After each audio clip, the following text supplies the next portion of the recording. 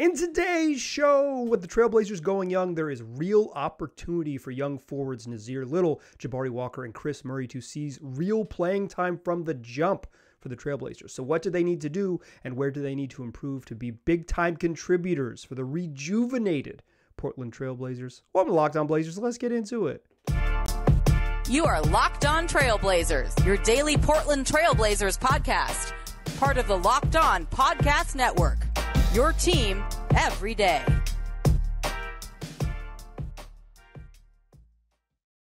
What up, world? It's your past first point guard and Trailblazers reporter, Mike Richmond. You are listening to another episode of Locked On Blazers, part of the Locked On Podcast Network, available wherever you get podcasts, and also on YouTube. Thanks for making this show your first listen every single weekday, coming at you Monday through Fridays.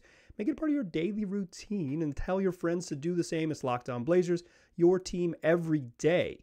In today's show, I want to talk about the opportunity that is available for some youngsters. I want to talk to Nassir Little, talk a little Jabari Walker, talk a little bit of Kris Murray.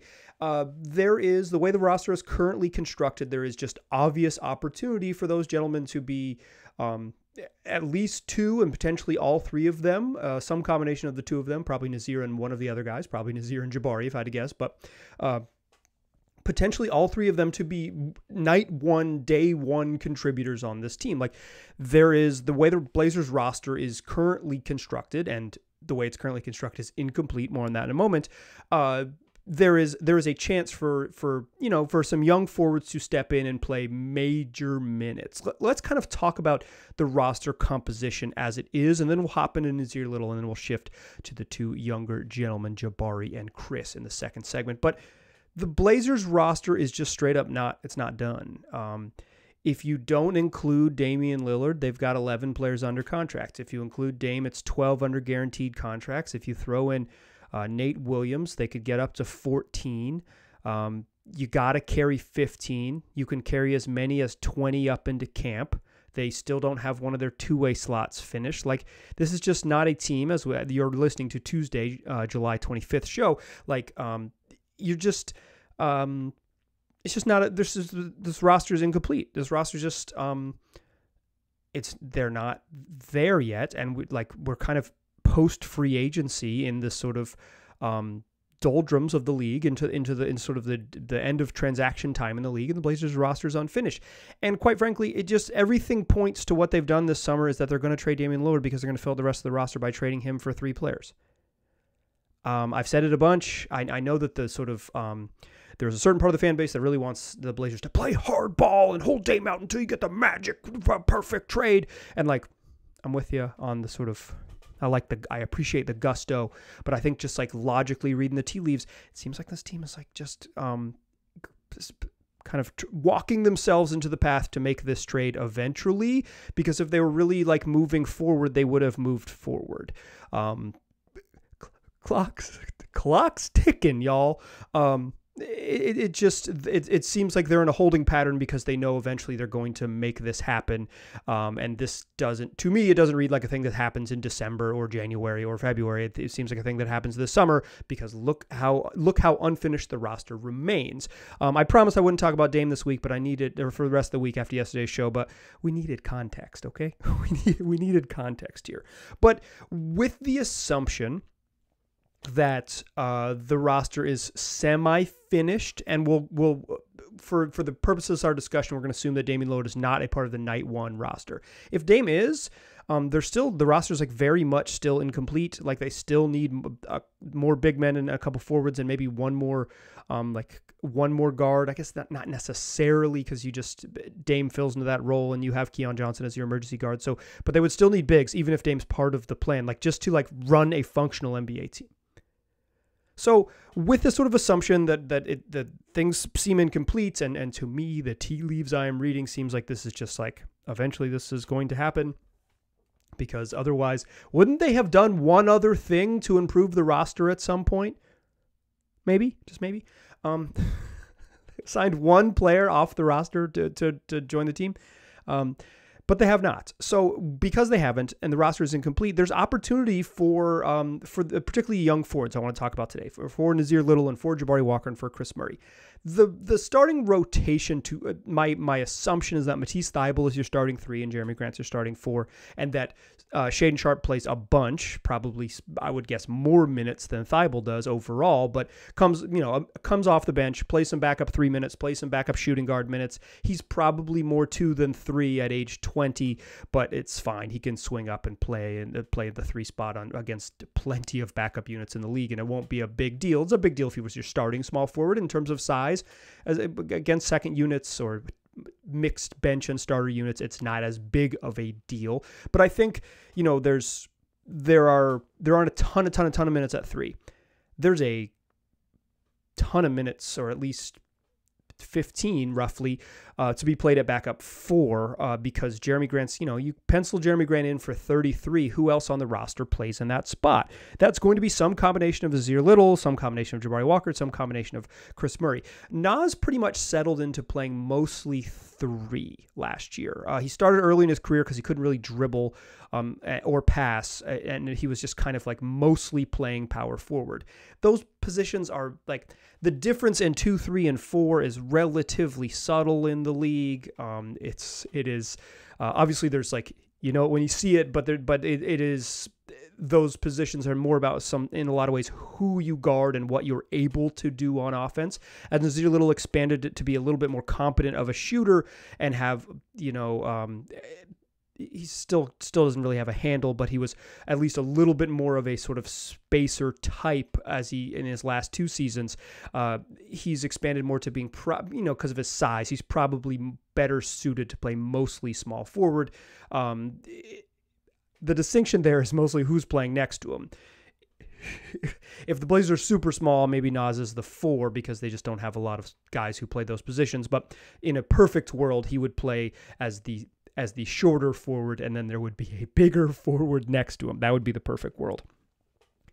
The goal for Nas to be like a contributor, I think he'll play. Obviously, I think he's in part of the rotation on night 1. There's not a lot of competition the way the roster's set up that Nas is going to lose his spot or has to fight for it in training camp. But there isn't necessarily huge minutes available for him. There's half the game. He could probably play 15 minutes of sort of backup-y power forward, some minutes of backup 3 as they sort of cycle through the Matisse Thybulle out, Shaedon Sharpe moving down to the 2 type of minutes, and play 24, 25. I think that's no problem for Nas to be penciled in for about half of the game from night 1. But he has to be available. That is such a big thing for him.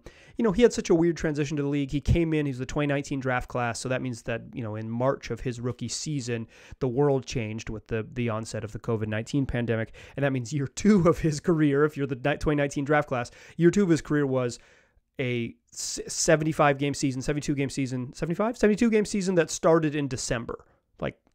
That's not NBA. That's not NBA year. Compressed 72 games, a whole bunch of 4-game weeks packed in there, just too much basketball.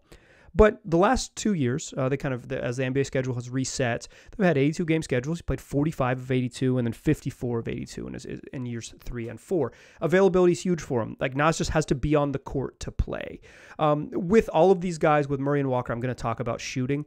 Nas shot it okay last year, 36% on 3 attempts per game. There was a time early in the season when he was shooting north of 40%. He was really shooting the ball well. I'm not super worried about him as a standstill shooter. I'm worried about him getting the most of his athletic gifts. He's a really good athlete.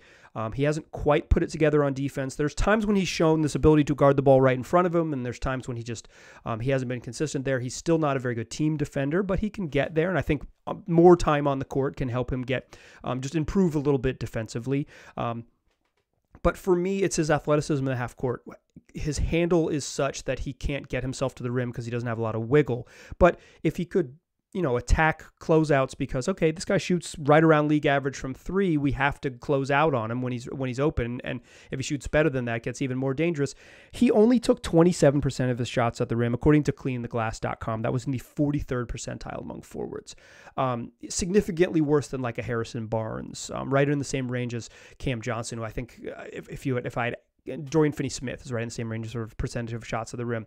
Those are spacer types. I would have guessed Cam Johnson had a little more rim juice than that, but some of it is roll, right?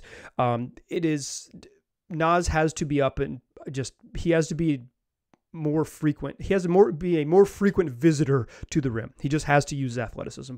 For me, that's the thing for him. Shooting's always going to be for role player types, like guys who aren't on the ball. The way the modern NBA works is if you're going to stand away from the ball, you need to be able to shoot it when you get it. Like that is just a premium skill in the league now. But beyond that, Nas's ability to get to the rim in the half court, like an ability to use his functional athleticism on offense in the half court, going to be huge for him. Strides on defense would be a big thing, but for me, like a functional, like, I think the Blazers might be pretty bad on defense again this year just because of like their youth, and young teams are typically bad on defense. So saying like he's got to step up on defense is probably unreasonable of an ask. It's certainly something he needs to do to improve as an NBA player. I'm just saying like in terms of like a thing I think he has a better chance of executing on, being someone who gets to the rim more often. You can get to the rim more often in transition. If the Blazers run more and Nas can be part of an up-tempo team, I think he can thrive a little bit more. But for me, though, that's where he really needs to take strides on the offensive end and just sort of a complete improvement, 15% improvement across the board would be nice for him on defense. He guards the ball okay. Really rough in a team concept, and sometimes really rough when the ball's in front of him as well. He's got to improve there, but again, realistic steps. Okay, let's talk about the two youngsters. Jabari Walker and Kris Murray both have an opportunity to be night one contributors just because of the availability of forwards and the lack of backup power forward options on the Blazers currently. Let's talk about how those two can fit in the second segment. Before we get there, though, let me tell you about FanDuel. It's a wonderful time to get in the swing of things at FanDuel.com and bet on the MLB because you can get 10 times your first bet amount in bonus bets up to $200. That's right.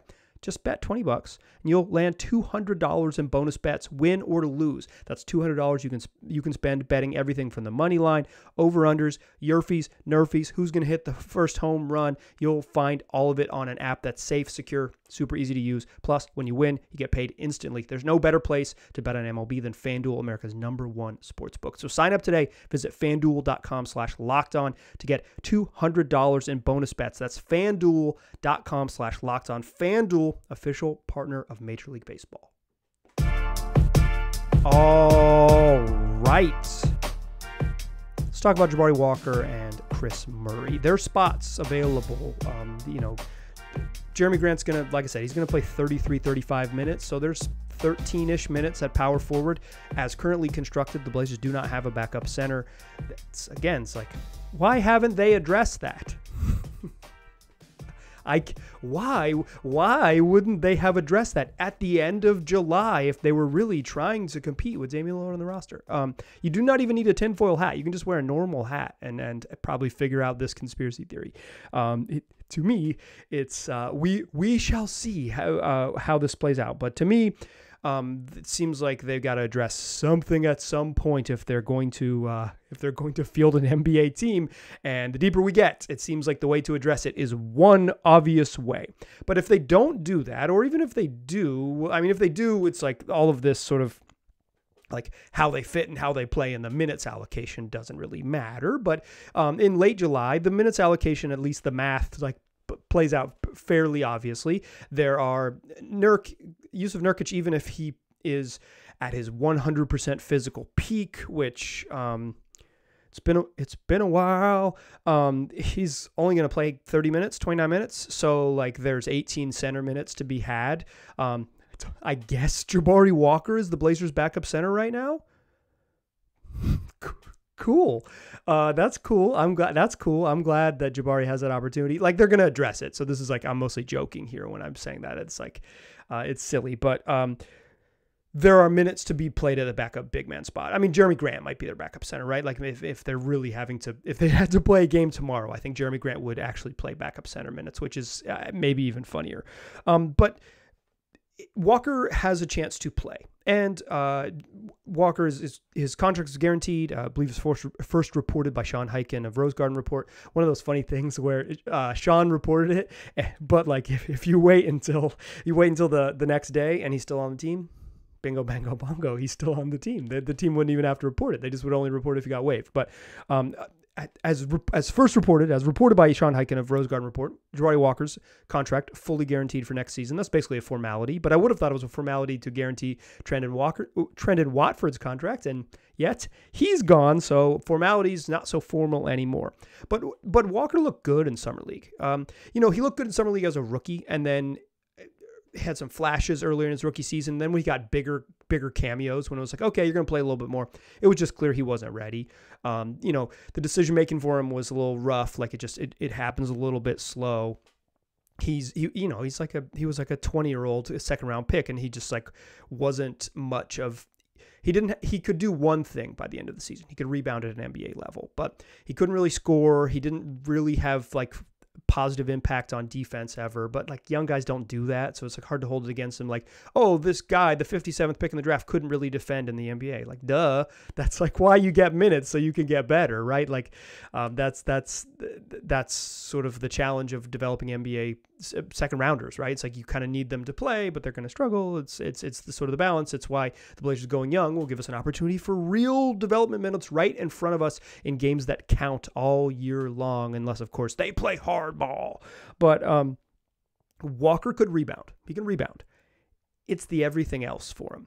Didn't really finish inside very well. Didn't shoot very well. But then he comes into Summer League after the kind of like, what does he do on offense? How does he contribute on offense type of rookie year? Which again, like not even, it's like, who cares, right? Like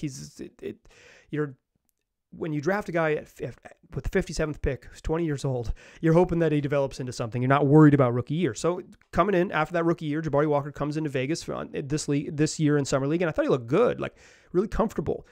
Drives to the rim and had some okay touch, like just like knows where to be on both sides of the ball. Not this like crazy vertical athlete, which is like his like super slow motion drives where he kind of does a sidestep and barely gets off the ground and uses his touch and kind of good frame around the rim to finish. Like he's fun. Like I legitimately like Jabari Walker. I think he's a fun player. I like him as like a guy. He's a fun interview.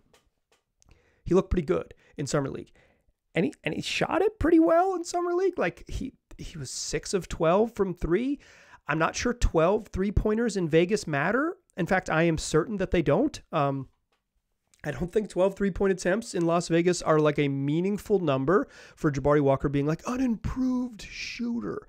But to me, it's not like it's not just the shooting. The shooting's gonna be a big deal, right? Because again, if you play off the ball in the NBA, you need to be able to shoot. He shot 28.6%. That's 16 of 56 on threes last year. And just at the end of the year when he was playing sort of more regular minutes, they just weren't guarding him. When the way they would guard pick and rolls is they'd say, don't guard 34. And so like some of it is just like get a little bit of like command a little bit more respect from 3. Shoot 33%, not 28, and you'll get there. And then find another way you can contribute on offense. I think Jabari Walker is a intuitive passer, but not a very good passer. Like physically, doesn't make great passes, but really knows how to pass. Like sees the game well. If he could just improve some. Make a couple better hook passes, be able to throw cleaner bounce passes, be able to make the read, make the pass in the same sort of like think it, do it in the same motion. He could be a more positive contributor on offense. But for him, it's figuring out where and how he contributes in a positive way on the offensive end. That's huge. That's for me. Just he can rebound. I think he wants to defend, and I think he has he's 6'7" and wants to defend. That has the versatility. Sort of, he has he checks some boxes to could grow into a defender, but the way he's going to be a positive in the NBA is do something on offense. Like, what do you do? And I think that's year 2 for Jabari. What do you do on offense? Do you score in transition? Do you score off offensive rebounds? Do you have does that little slow motion drive, does it work in the NBA level? Like, what do you do on offense? That's the question for him. Kris Murray is a really interesting young player, right? A little bit older, 23. spent 3 years at Iowa, and then his final season at Iowa, he was a really good collegiate basketball player. His brother followed a similar path and was a really good rookie for the Kings. I think the general consensus for like draft folks is that Kris Murray, the other twin, the lefty twin, Kris, is not as good of an NBA prospect as Keegan because he's just not as good of a shooter, and he's maybe not as functionally athletic, and he's like probably going to be an NBA player, but he might not be like what Keegan Murray is, which was like a really competent rookie, a guy who started a whole bunch of games for the third best team in the West and like played solid basketball in the playoffs against the Warriors after some rough games to open that series, but then like kind of figured it out and was straight up like better than Kevin Huerter in the playoffs. Like he was like a legitimate contributor on a team that almost made it to the second round. It's pretty solid. If Kris Murray's anything close to that, that's a great pick at 23. Go look at the recent history of 23rd picks. It's hard. It's hard to draft that deep in the draft. Hard to get the draft right. I think in theory, at least like from the draft scouting I've read, I haven't watched like a ton of Kris Murray tape, and I wouldn't claim to in this space, but theoretically his value is that he is a versatile enough defender to play 3 and play 4 in the league and can shoot it. He didn't shoot great in college. He wasn't this elite shooter. Second season in college, shot 38% on 3 attempts per game. And then in his third year, his final year of college, he upped he took 7 threes a game, 6.8 threes per game, but he shot just 34%, 33.5%. The accuracy didn't come up with the volume. If it did, he's probably just like not around at 23. He's probably the 11th pick in the draft, right? 6'7", shoots 38% on 7 attempts a game is like, oh yeah, that's a modern NBA forward. Give me that. He just wouldn't have been available at 3. Maybe it would have, because 23 is ancient by NBA draft standards, but it's fine. I promise you it's fine. It matters maybe for like his overall upside if you're like projecting a 7 to 10 year window, but like if you're projecting a 3-year window, it's totally fine. If you're projecting like, will he be good on his rookie contract? It's not as big of a deal, but age certainly matters with upside. In theory, he's a good defender. Like in theory, the scouts think he can be a good defender. NBA draft types. My man Rafael Barlow thinks that he can be a good defender. We'll see. I just wouldn't bank on any rookie to be like positive on that end. I would say if Kris Murray is a consistent non-negative on defense, he's going to play a ton of minutes. He's going to be really fun. The shooting and the how he scores is really interesting to me. If he's a 38% shooter, and he looked like, I liked the way his jump shot looked in Vegas. Like I liked the way it looked. It didn't go in at a super high clip, but I liked the way it looked. He was 8 of 25 from 3 in Vegas. Did not shoot particularly well, but he had one really big stinker game, and then followed it up with a better game. The form, again, like I'm not sure 25, the way I know 12 threes in Vegas don't matter, I'm not sure 25 threes in Vegas matter, but I think just like the way he shoots it, I feel like, yeah, he might end up being an NBA shooter. And I thought he scored well on the move in Vegas. When they got him on the move, I thought he looked better, particularly going to his strong left hand. If he can be a cutter and be just like a true sort of like I take spot up threes and I cut into open space as a role player, he has a chance to be a contributor early on. I would assume that he is outside the rotation looking in as currently constructed right now, but certainly he should play, like he should get an opportunity in the first 5 games to see if he can play. And then if he can play, give him a much longer cameo. The Blazers have a luxury of next year of this upcoming season. It's like they're not really trying to be good. You don't want to have all negative minutes. Like you don't want to stink. And I will talk about that in the third segment, but it's okay to play guys who are going to struggle a little bit and say like, hey, no, we're still going to give Kris his 12 minutes because we're going to let him get his 12 minutes and like figure it out, because the thing that we're trying to do this year is collect enough data to figure out what works. I think the young trio of forwards is intriguing. Like Little and Walker and Murray, I'm not sure any of them have like high level starter upside, but they certainly all have like really good role player upside. Like this is like good 6th and 7th men types if it all comes together. If you find 3 guys who can be competent bench players who are 6'6", 6'7", and 6'8", can guard multiple positions and shoot it at like league average, that's exactly how you build what looks like a competent team. If Little, Walker, and Murray all hit their I don't know, ceilings, but all hit like positive outcomes this season and are like mostly getting better. Like the graph continues to go up. The graph never goes in one direction in development, but like it mostly goes up. I think you are building the type of stable and depth of forwards that you need to build a good team, and the Blazers can collect enough data to figure out which one of those, what combination or which two of the three, or if all three are going to be part of the plan, and how much and who kind of steps forward as part of that plan. Regardless of what that plan is, I kind of think Jusuf Nurkic has value on the Blazers roster if they go young. And I think that goes against most of my logic up until maybe 30 minutes before right now, which is when I started recording this program and thought about an email from listener Jeff who asked about veteran centers. That's Dr. J. Dr. J, let's talk about veteran centers, and everyone else you can come to in the third segment. Join me there, won't you? Still a pass first point guard. Still Mike Richmond. You are still listening to Locked On Blazers. Got an email as I was setting down to record this show from longtime listener Dr. J, who asked about, on yesterday's show, I talked about some upside centers. Neemias Queta from who's currently in the Kings system. Fiondu Kabengele, who's most recently of the Boston Celtics organization, and maybe bringing back Olivier Sarr. And it's like, these are going to be minimum guys, they're in their middle 20s. They're sort of upside, throw a dart, probably never going to be starter level bigs, but worth, like, if you're going to go young, you might as well take a flyer on guys that could fit the core a little bit moving forward.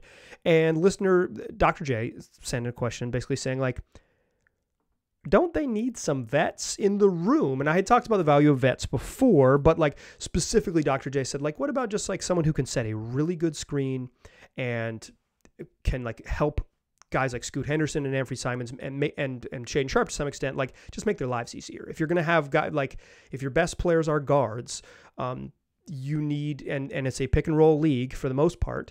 The Blazers kind of moved in and out of running really heavy pick and roll offenses to Dame's preference, and running a more kind of rickety off-ball offense early in the season. They had like the best offense in the league from December to March. So when they got going, they were really good.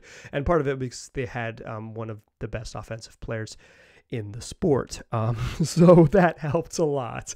But teams are still going to run a bunch of pick and roll, or at least like pick and roll actions, and having bigs matters. If you're going to like having a competent big matters. And Dr. J pitched like, why not a reunion with Myers Leonard? Someone who sets beefy screens, someone who like really, really crushes people on screens, has a physicality, can shoot a little bit, has some athleticism, although it's, he's like 31, 32. So it's not what he was when he got in the league and he was flying everywhere. But like, why not a reunion with someone like that, as opposed to an upside big, just like a more sort of like super low ceiling, but kind of like that mid-tier floor where it's like, okay, this is a third center in the league and nothing more than that. But like, at least this is someone who's like an NBA rotation player, or at least like a fringe NBA rotation player, and not like probably a two-way guy that you're taking a flyer on. And I said, Dr. J, that's a decent idea. I don't think Myers Leonard's very good, but like, that's like that. I followed the logic. And then I was like, okay, so what are some other veteran centers? And I had done something similar to an exercise, similar to this in a previous episode. And I consulted my notebook, literally right here, for those of you watching on YouTube, consulted the notebook.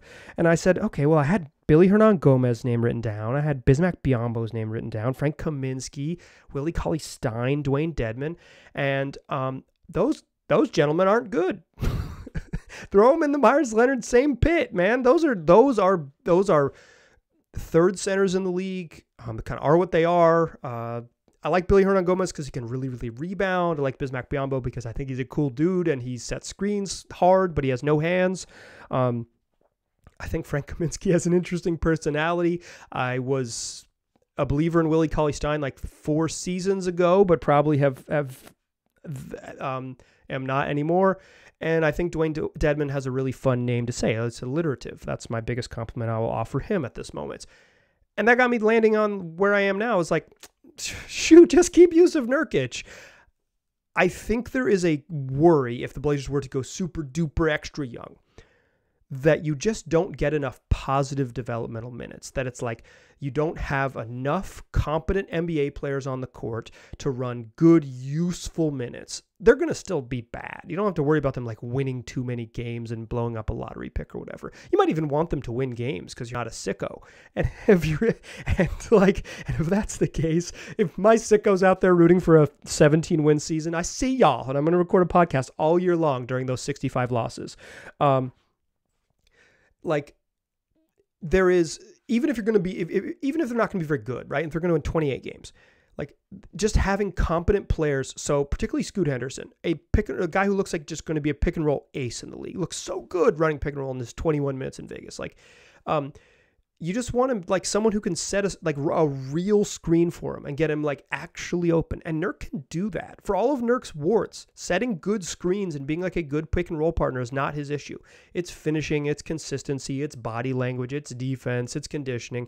But like setting a mean screen, Nurk does that. Nurk can pass a little bit out of the high post. You can run dribble handoffs with him. He started shooting threes a little bit. So there's like a pick and poppy, change the geometry type stuff with running pick and rolls. If you're just picking like, hey, is there an below average NBA center that the Blazers could have on the roster? Nurk is fine. I think in a world where you're trying to be good, the Blazers there's some value in upgrading from Nurk. And I think in the longer term, like the next, say like two seasons, there'd be some value in having like a much more athletic rim rolling center to play with Scoot. But like, because the Blazers have basically sat out the team building phase of the offseason for all of July, except when their hands were forced by Clutch Sports and then Matisse Thybulle getting a contract offer from the Dallas Mavericks.